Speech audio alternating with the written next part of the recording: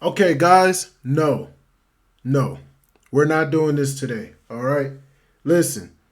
You know, on this channel, what we do over here, we hold the mainstream media accountable. All right, we don't let them get away with the nonsense that they like to push on everybody. This right here just came out this morning. Report card grades for every NBA team's rookie class after 1 month. So listen, y'all.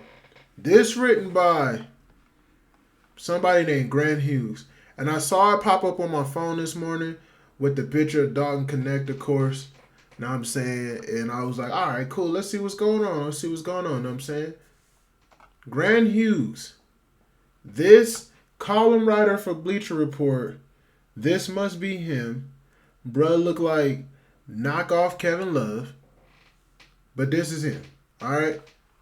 These are his columns. Now I'm sitting here and I'm going through this, you know what I'm saying? Because to be honest with you, I don't know too much about this rookie class because to me, we knew it was going to be kind of a wash of a rookie year. I wasn't really that invested. I'm not going to lie to you. You know what I'm saying? I was just like, whoever's going to develop, going to develop. Whoever don't. So look, they got grades at the end of each post on this, right? Hawks get a B plus, even though they had the number one pick in the draft. Celtics get a C plus. Yada yada yada. A D. There's a whole bunch of C's, whole bunch of D's in this drafting. So it seems like they tough around here. Look at all these D's. This dude Grant Hughes must be real tough on how he's grading these rookies nowadays. He even gave the Pistons a B minus. It's crazy. A C. Look at this. Look at this. Few B's, few D pluses, bunch of C's. Oh, now we get to the Lakers. Los Angeles Lakers starting Dalton Knecht. Because you see the picture, right? What they get? A plus. Now that should already be a problem right there. Before we even read this, giving the Lakers an A plus should already be a problem because the Lakers drafted Dalton Knecht, who is an A plus, but they also drafted Bronny James, who is an F minus minus minus. Bronny James is the worst. He's an F with 65 minuses. That's how bad he is. He's not even an NBA player. So if we're grading the draft picks of this year's draft, he has to be an F. And that means that there's no way, if you felt that bad, there's no way you can give the Lakers an A plus. That's already a problem right here.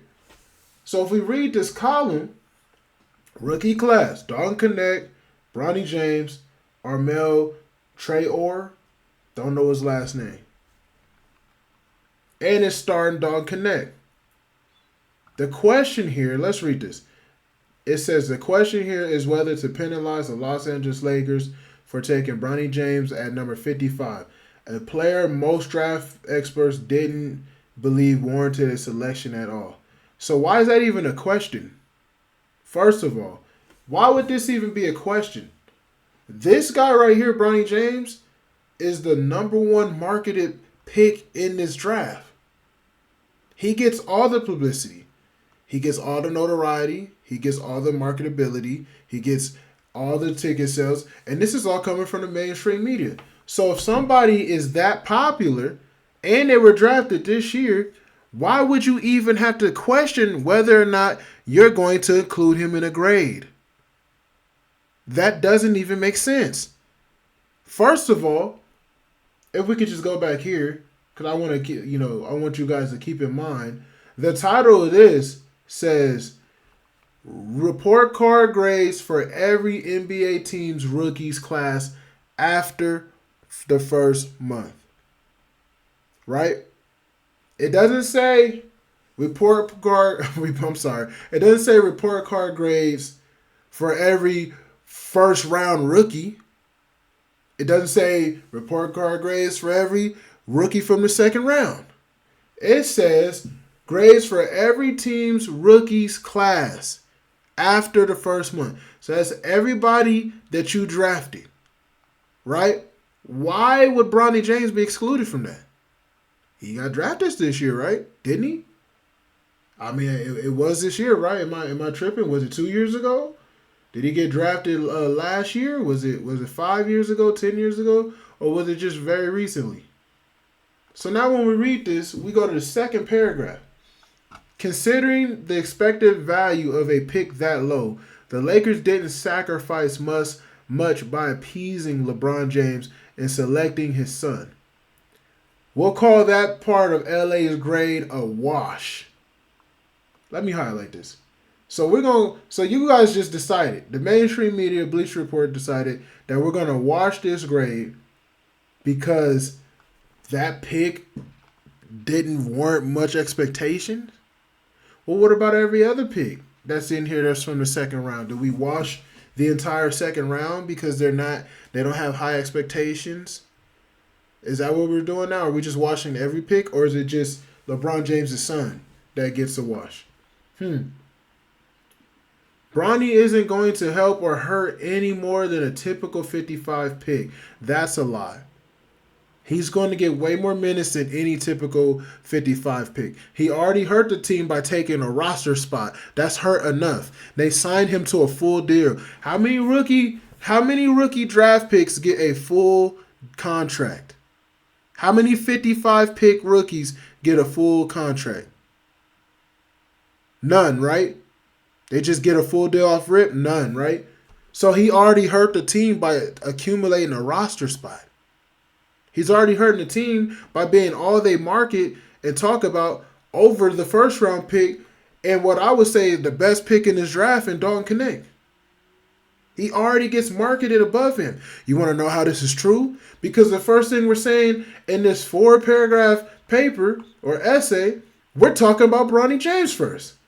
The first paragraph talks about Bronny James. It doesn't say anything about Dalton Knecht in here. Let's read the second paragraph. There's nothing about Dalton Knecht in the second paragraph either. Dalton Knecht's name doesn't even pop up until the third paragraph of this paper. So what are you talking about? How is he hurting or not hurting the team? You guys are already talking about him so much so that we mentioned him first. You should have started this off if you wanted to make that point.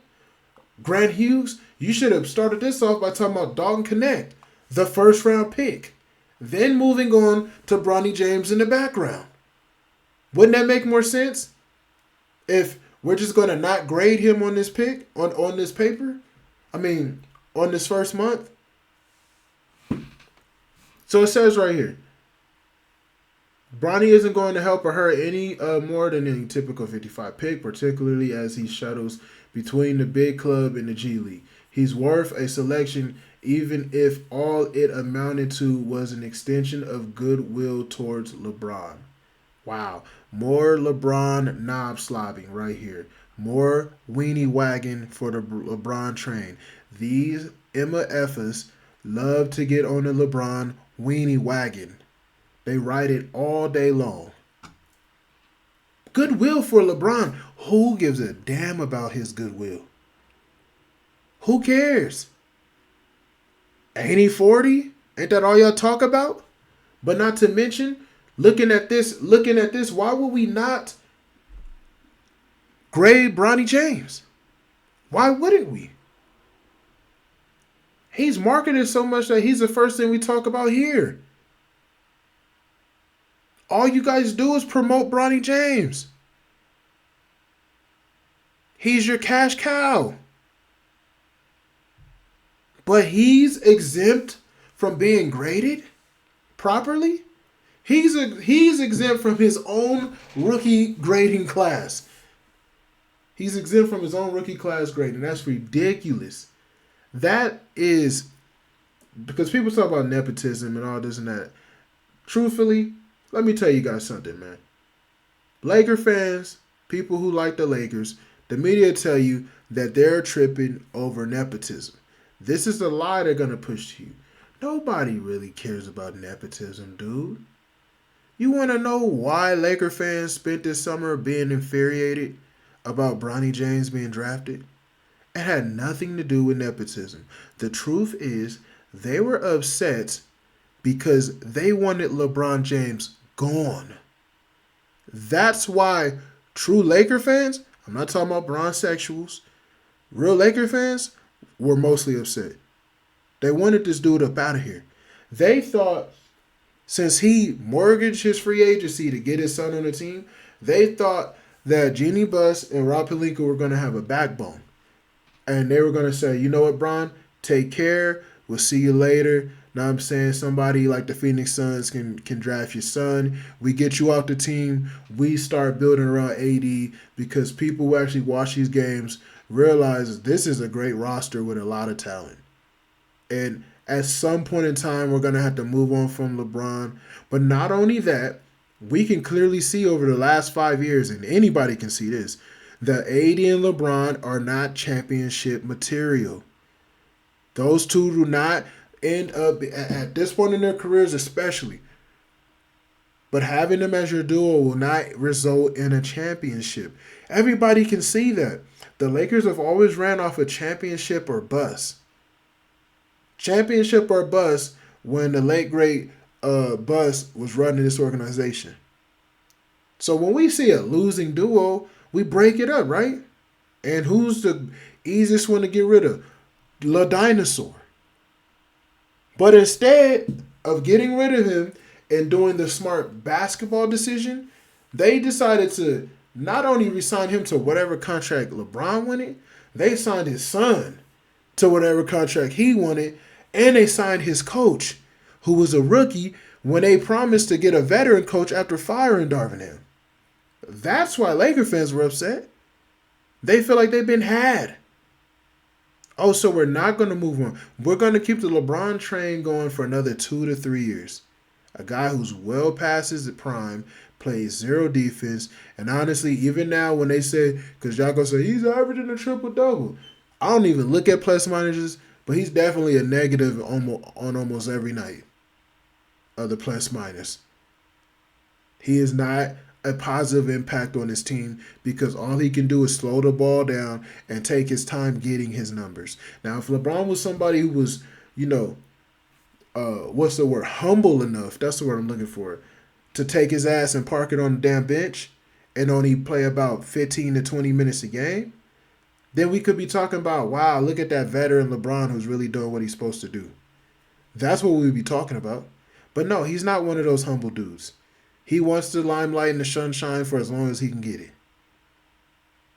Even though it ends in losing every single season, and some seasons we don't even make the playoffs. He has 2 seasons here where he didn't even make the playoffs, bro. Come on. It's time to move on, and that's what Laker fans thought was going on. But now if we go back to this right here, right, about Dalton Knecht, I do believe Dalton Knecht for sure is an A+. But when you put Bronny James into this, there's just no possible way you could sit here and grade the Lakers on an A+ curve. And then the fact that you have the balls, the unmitigated gall, like Stephen A. Smith would say, to say that Bronny James is part of an LA grade is a wash. How is his part a wash? The number one most marketed rookie in this class. You guys are manipulating anybody who reads this, right, and follows mainstream media. You're purposely trying to manipulate them. You're trying to trick them into thinking that this is an acceptable way of thinking. That this is what everybody else thinks. That the pick who gets the most money gets way more money than Dalton Knecht, right? The pick who is fully contracted, for 4 seasons, something like that, and the one that they most marketed the most in this entire draft class shouldn't be graded. How ridiculous is that? How ridiculous is that, bro? For everybody who's going to hit my comment section talking about, I'm tripping, fam. You just a hater. This, that, and the third. How am I a hater? They're literally talking about him first. In the first 2 paragraphs. But they say pay no attention to his grade. If anybody's a hater, it's you guys. Because you're not giving Dalton Knecht enough praise. You're not giving him enough shine. Sure, they're trying to by putting his picture right here. I noticed that his picture was, on the top of this column. Don't get me wrong, but that's not enough. He should be ballyhooed about. He should be marketed like he's the next coming of Kobe Bryant, damn near. Because if y'all gonna give all that promotion to Bronny, then if we're gonna do it by comparison of skill level, then y'all should damn near market Knecht like he's fucking Kobe. He needs a Kobe Bryant level of marketing. If we going off a skill level, come on, dude. This thing right here says Dalton was picked 17, already proved himself to be a steal by contributing hardy play and incinerated shooting from deep. He cracked the Lakers starting lineup and contributes real spacing and smarts to the offense. His 37-point game against Utah Jazz on November 19th are the most by any rookie this year. And his 9-12 effort in that game came complete with an MJ shrug. With the real role on a team that should challenge for a playoff spot, the Tennessee product has an inside track to an all-rookie spot. That's a tremendous outcome for a 17th pick. Of course it is. Of course it is. He is by far, so far, the best rookie in this class. So he should get more love than what he's getting. But what really irritates me on top of that is just the way they put this. Just the way this is set up. His 9-12 efforts, and this says right here, his 37 points against the Jazz are the most by any rookie this year. So he already has the highest scoring game, right? And if you want to ask me, from what I've been watching, especially how the Lakers got spanked by the Denver Nuggets the other day, they need to give LeBron less minutes, and they need to give those minutes to Dalton Knecht. Dalton Knecht should be playing somewhere around 35 minutes a game.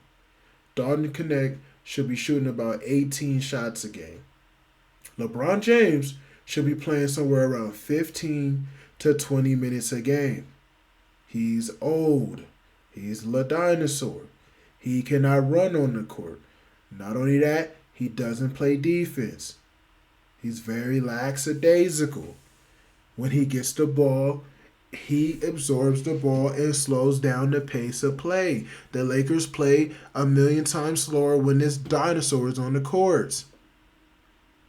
It's time for him, if he wasn't so narcissistic, if LeBron James was somebody who was humble enough to play 15 minutes a game, this Laker team will be looking like that Spurs team that smacked the shit out of LeBron in 2014. Which, by the way, Tim Duncan, when he annihilated LeBron, was 38. 38 years old. But humble, smart, and had more of an incredible IQ, in my opinion, because he was willing to play his role and not having to be the system at that age. So when people say, well, he's too old to win. No, he's not. Have you guys not noticed that the Lakers have been the 7th seed for like 2-3 years? There's 2 years of LeBron's tenure here where he didn't make the playoffs. That they're always in the play-in tournament. And all season long last year, they were the 10th seed until like the last game where they magically bumped up to the 7th seed. Bro, this is why people get on LeBron. Then he has people like this who's clearly on payroll hiding Bronny's true worth. Because if you put his true worth here, there's no way you don't grade the Lakers off of like giving them a D play. Did you see all the C's? Look at this. All the C's, all the D's that they gave all these other teams. Here goes a B. Here goes another C. Did you guys see that? You guys don't have no problem grading these guys off of a with authority. You have no problem grading the Dallas Mavericks with authority.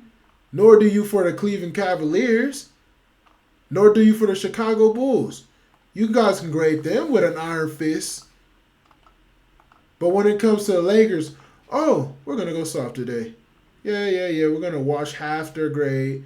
know what I'm saying? Half their grades gonna get washed, and then we're gonna just worry about the good stuff. Everything that's bad with the Lakers grading, we're gonna go ahead and push it to the side. Absolutely ridiculous. And like I said, we're here to expose the mainstream media, man. We're here to let y'all know that you guys don't have to put up with their nonsense. This is why we make videos like this, man. And I appreciate you guys for watching these type of videos, man. And y'all need to make sure you like, comment, subscribe. Now I'm saying, go ahead and hit that bell so you can get all the notifications. Cause I'm gonna be dropping very consistently, man. And I'm gonna be going between sports too, man. Cause you know I watch the NFL too. But this type of stuff, we for sure exposing. And if y'all got anything else, man, make sure you put it in the comment section, man. I'm for sure gonna be attacking all the haters in the comment section who got the nerve to trip off of what I gotta say on this video. But with that being said, man, we up out of here.